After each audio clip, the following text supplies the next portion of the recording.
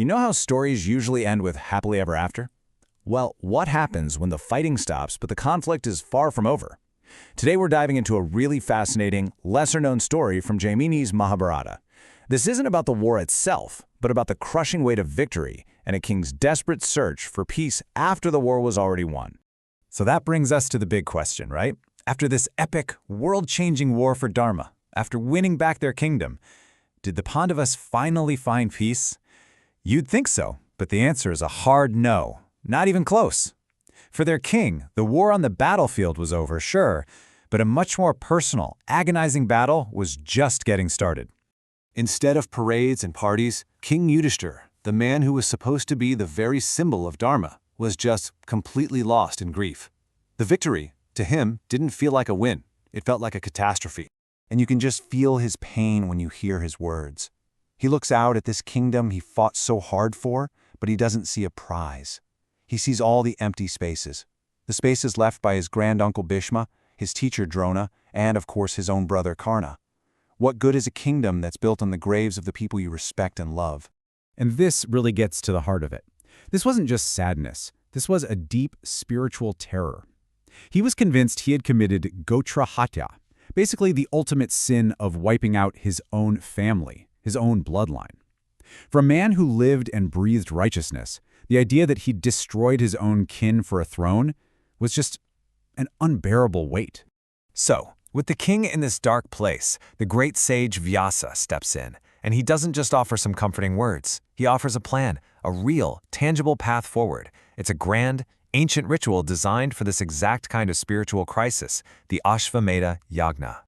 Now, the Ashwamedha Yajna is a huge deal in ancient India. It's kind of like a two-for-one. On one hand, it's a massive political statement, a way for a king to announce to the world, I am the undisputed emperor.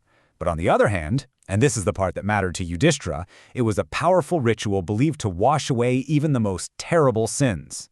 And this ritual is no small feat. First, you need a very specific, almost mythical horse. This horse is then let loose to wander anywhere it wants for a full year. And following it is the king's entire army. Now, if any other king tries to stop that horse, well, that's an automatic declaration of war. Only if the horse makes it back home, completely unchallenged, is the ritual a success. So you'd think Yudhishthira would be relieved, right? A solution. But no. He looked at this grand plan and all he could see were more problems. He came up with 3 massive roadblocks that made the whole thing feel totally impossible.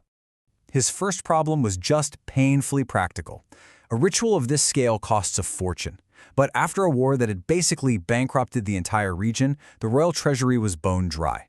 They had won a kingdom, but it was broke. And this led to his second problem, a huge ethical one. The easy answer was just raise taxes. But Yudhishthira, being Yudhishthira, refused. Absolutely not. There was no way he was going to pay for his own peace of mind by making his suffering people pay even more. They were already mourning, already rebuilding. He just wouldn't do it. And finally, he hit what seemed like the ultimate deal breaker. Even if they somehow found the money, they were missing the main event. That special, one-of-a-kind divine horse needed for the ritual, it just didn't exist. Not in their kingdom, anyway. But then, the sage Vyasa reveals a critical piece of the puzzle. The horse does exist, but it's in the city of Bhadra, a fortress of a city, protected by a powerful king and his supposedly unbeatable army.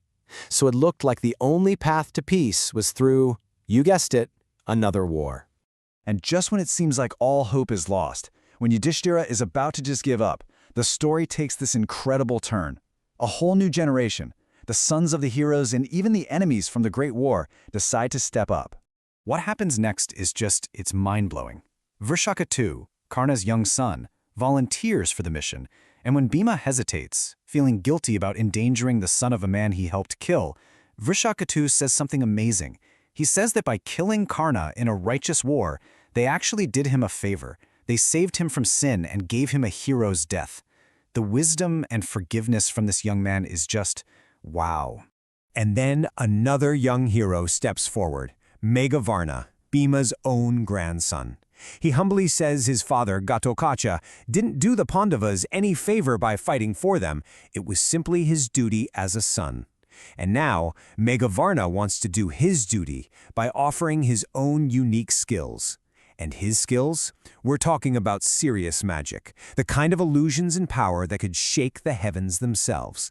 And just like that, you have this incredible, almost impossible team. You've got Bhima, the old-school powerhouse. You've got Vrishaketu, the son of their greatest enemy, representing forgiveness and unity. And you've got Megavarna, the next generation, bringing this wild, magical element to the table. 3 generations, former enemies, all united on one mission. All right, so the team is assembled, morale is high, and the mission is a go. The target is the city of Bhadra. The objective? Get that divine horse one way or another. And their target is truly something else. We're not just talking about any old horse. The scriptures describe it as having a body as white as milk, a tail of pure gold, and jet-black ears. It's said to move as fast as the wind. This horse is treated like a king, with a gold necklace, a royal parasol held over its head, and a guard of thousands of elite soldiers watching it around the clock. So that's the setup. On one side you have our 3 heroes, a warrior of unbelievable strength, a master archer, and a sorcerer with god-level magic. And on the other, a supposedly invincible army guarding this priceless, divine horse. Can they possibly pull this off? Well, that's where we leave them, right on the edge of this new adventure. The big question is, what do you think happens next?